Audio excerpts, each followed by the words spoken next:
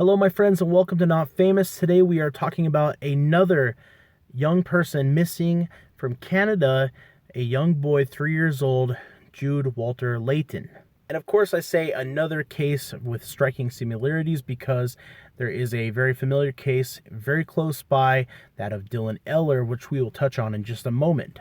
But let's take a look at the case details. This case is developing rapidly. As of the creation of this video, it is under 48 hours old. Yesterday, on Sunday, March 28th, around 11 a.m., Jude Walter Leyton, a 3-year-old boy from Ontario, Canada area, was reported missing. He was reported missing from the Canoe Lake road. It is noted that this is nearby a number of water bodies, and he has not been seen or heard from since. Local authorities have started searching the area rapidly. They've brought out dogs that are able to sniff. However, they believe that some people out there attempting the search have inhibited the search in a number of ways. And as well, they're saying that vehicles in the area trying to get in there and search for the boy have actually hindered emergency vehicles from being able to get in and out of the area. There's an interesting dilemma here where the authorities are telling people, hey, we've got this, let us do our search, don't go over here. And you've got the public who wants to volunteer, get out there and find this boy who is missing, a 3-year-old, out there in the middle of nowhere. In many cases, looking back down the road, you see that law enforcement didn't have enough resources to fully scour every area, and in many cases, you wish that the public was able to do more. Now, if all of this sounds very, very familiar, that is because it is. As I mentioned, it's been nearly a year since Dylan Ehler, a 3-year-old boy, went missing very close by.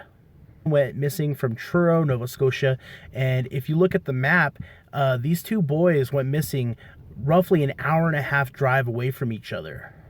Dylan back on May 6th of 2020 and has not been found or heard from or anything like that. No bodies ever been found, despite massive search efforts and water bodies and such forth, which tend to, at this point in time, give you some kind of indication of whether or not a person fell into a body of water or if there was an accident and they got stuck somewhere. Generally, these massive search efforts give us results, and yet we don't have that. Now, this case is still so new that there's probably going to be more updates coming every hour in the coming days. And I pray, my friends, that by the time you're watching this video, that Jude has been found safe and secure and that the case has been closed in a positive manner.